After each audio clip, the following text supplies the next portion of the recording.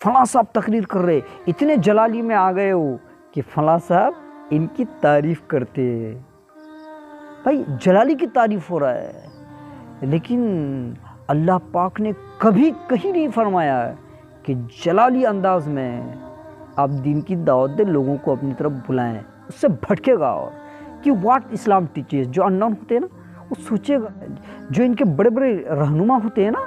ان کے talking style پہ attractive نہیں ہے تو پھر کیا وہ دین کی طرف آئے گا؟ اور یہ اسلام کا اپوزٹ بھی ہے، اور حدیث میں بھی نہیں ہے نا کہ آپ جو ہے بالکل کرسی توڑ اور مائک توڑ بیان کرو، تو لوگوں کو دکھانے کے لیے اور بتانے کے لیے اور جتلانے کے لیے سب ہوتا ہے، وہ سب آسٹینسبل ہے، سب شویبلٹی ہے، دنیاوی اور ریاکاری ہے سب۔ اگر کوئی ریاکاری والے بندے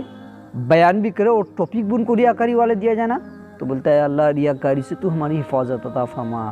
اللہ پاک نے بریک لگا دیا ہے کہ یا ایھا الذین آمنوا لم تقولون ما لا تفعلون کی اپوزٹ یہ بندہ برعکس کر رہا ہے اس کا۔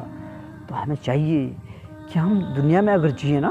تو ایک سسٹمیٹک جئیں اور اسلام کو ہم اسٹڈی کریں، کتنے پیار سے اور کتنے پیسفل ریلیجن ہے اس کو ہم جانیں۔ لیکن کہیں کہیں بہت افسوس ہوتا ہے، ہم نے مسلمان بچوں کو بھی نا کبھی نام سے تو پتہ چلتا ہے کہ سلمان، عامر، لیکن جب اس سے کبھی دین کے بارے میں پوچھا جائے کہ بھائی آپ دین کے بارے میں یو بینگ مسلم آپ کیا جانتے ہو، کچھ سوال جواب بھی اگر ان سے پوچھا جاتا نا، ایک بندہ کو بولے کہ بتاؤ کہ نفل نماز کتنے ہیں اور فرض کتنے ہوتے ہیں مغرب میں، کہنے لگے کہ نفل نماز نا 3 رکعت ہیں اور 2 رکعت وہ ہے،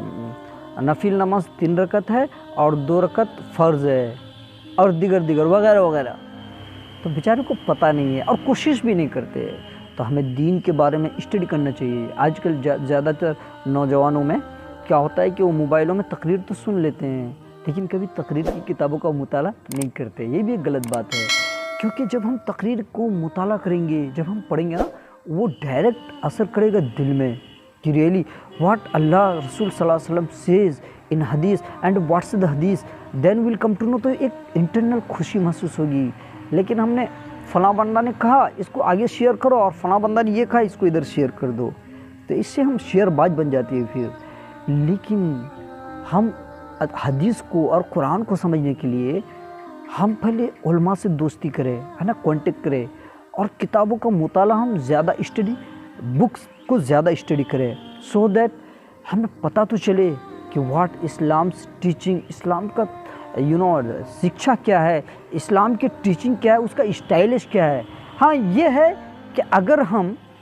کوئی چیز میں مثبت منفی ہم نکالنے آ جائے، اب مثبت بات کر رہے ہیں ہم منفی نکالیں گے، اب پوزیٹیو کر رہے ہیں ہم نگیٹو اس میں نکالیں گے، اب نگیٹو اگر کر رہے ہیں نا ہم اس کو پوزیٹیو کریں گے، تو ایک کلاکاری، جیسے آج کل لوگ بہت سارے لوگ شرک کرنے کے بعد بھی بولتے ہیں وہ شرک تھوڑی ہے،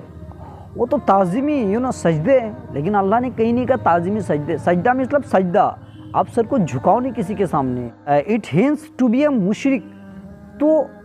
پھر وہ بہانے بازیاں یہ سب نہیں ہے۔ تو ہمیں چاہیے کہ ہم اپنے مسلم معاشرے میں رہ کر پہلے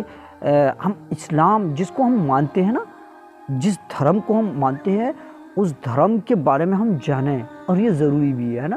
ہاں جاننے کے بعد تو ہمیں پتہ چلے گا کہ اسلام نے تو بھائی جو دشمن ہے نا اس کے ساتھ بھی ہمدردی برتنے کا اور ہمدردی سے رہنے کا سبق اسلام مذہب سکھاتا ہے ہمیں۔ آپ کوئی اگر نان مسلم ہے نا ان سے بھی بولتا ہے کہ آپ اس سے نفرت مت کرو، ہے نا، آپ ان سے کوئی بھید بھاؤ مت کرو، نہ بھید بھاؤ کرو ہی نہیں ذرہ برابر بھی۔ ہاں سلام کلام it is a different matter, لیکن